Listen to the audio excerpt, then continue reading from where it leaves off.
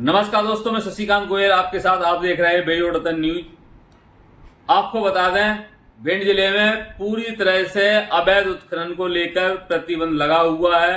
न नदियों से खनन हो रहा है और न ही किसी डंप है। जब किसी डंप परमिशन नहीं है, नदियों की परमिशन नहीं है, तो रेत कहां से आ सकता है, इस बात का सवाल है। लेकिन सवाल यह भी उठता है कि रेत पूरी तरह से भिंड जिले में बंद है, कहीं से भी ना खनन कर सकते हैं ना प्रबंधन कर सकते हैं। जिसके बावजूद भी रेत माफिया, जिला प्रशासन, खनिज विभाग को चुनौती दे रहे हैं और रेत निकाल रहे हैं। अवैध तरीके से सड़कों पर ओवरलोड रेत के वाहन देखे जा सकते हैं। ये रेत थानों के सामने से धड़ल्ले से निकल रहा है, लेकिन पुलिस ने अपने आंखों पर कमीशन की कहें या दलाली कहें पट्टी बांध रखी है, उनको दिखाई नहीं देता है। खुलेआम रेत का नंगा नाच चल रहा है। सड़कों से वाहन निकल रहे हैं, थानों के सामने से ट्रक, डंपर या ट्रैक्टर देखे जा सकते हैं, लेकिन पुलिस को नजर नहीं आते, क्योंकि उन पे तो कमीशन का खेल जो खेला जाता है वो समय पे पहुंच जाता है। इसीलिए ये वाहन देखे जा सकते हैं। आपको बता दें, बेयोड़तन की टीम जब महगांव से भिंड की ओर आ रही थी तो इसी रास्ते में एक डंपर जो ग्रे रंग का है, जिस पर पीछे से देखा तो इसमें ओवरलोड रेत भरा हुआ था। और सवाल तो यह है, इस डंपर पर किसी तरह का नंबर नहीं था, क्योंकि नंबर होता तो कैमरे में कैद हो जाता और इसकी पोल खुल जाती है। डंपर किसका है, कौन अवैध माफिया कर रहा है, कौन ये माफिया है जो इस तरह के बम्पर निकाल रहा है।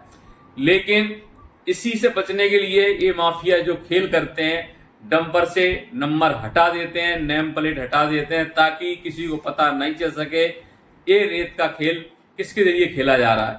सवाल पुलिस प्रशासन पे उठना लाजमी है।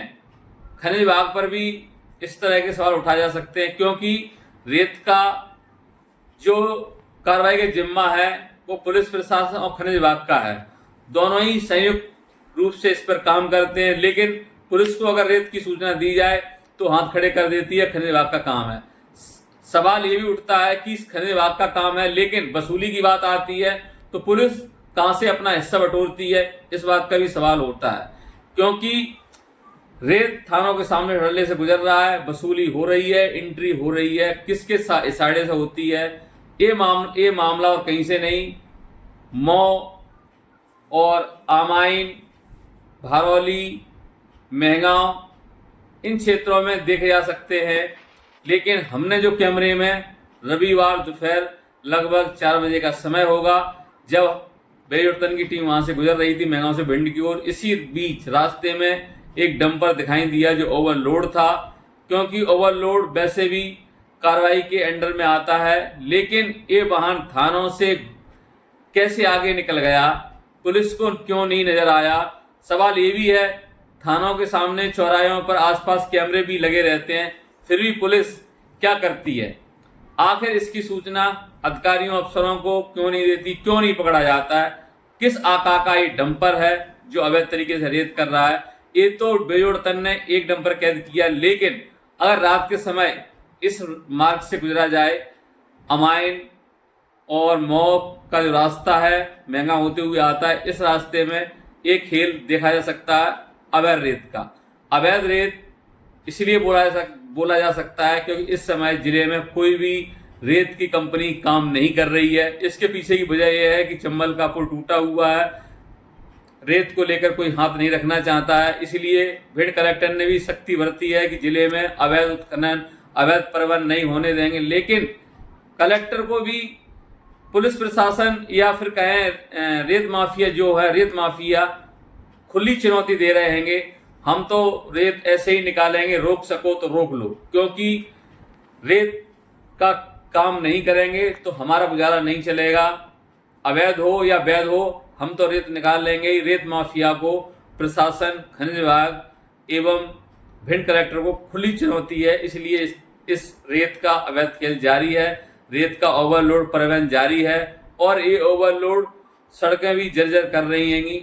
आपको याद होगा कुछ समय पहले दया थाना क्षेत्र के भरौली तराई पर रेत को तू मैं होने के चलते ही एक युवक के गोली लगने से मौत हो गई थी। इसी तरह से सुभाष तराई के पास भी एक ओवरलोड ट्रॉली थी जो पीछे वाहन अपना कर रही थी। इसी समय एक बच्ची की भी जान ले ली थी। रेत ने अभी तक न जाने कितने लोगों की जान भी ली है। अवैध परिवहन पर फिर भी सख्ती नहीं हो पा रही है, क्योंकि अगर इस पर सख्ती हो गई तो इसको सोना समझा जा सकता है, और सोने का भाव तो आप जानते हैं कितना होता है। इसी तरह से रेत का भाव भी है, क्योंकि रेत ने अच्छे अच्छे माफियाओं को, अच्छे अच्छे पुलिस वालों को कहां से कहां पहुंचा दिया। लेकिन भिंड कलेक्टर इस पर सख्ती बरत रहेंगे लगातार कार्रवाई के लिए, फिर भी ये माफिया प्रशासन को खुली चुनौती दे रहेंगे। आखिर इसके पीछे कौन है, कौन ये अवैध परिवहन करवा रहा है, जिसकी प्रशासन को जांच कर कार्रवाई करनी चाहिए। धन्यवाद दोस्तों।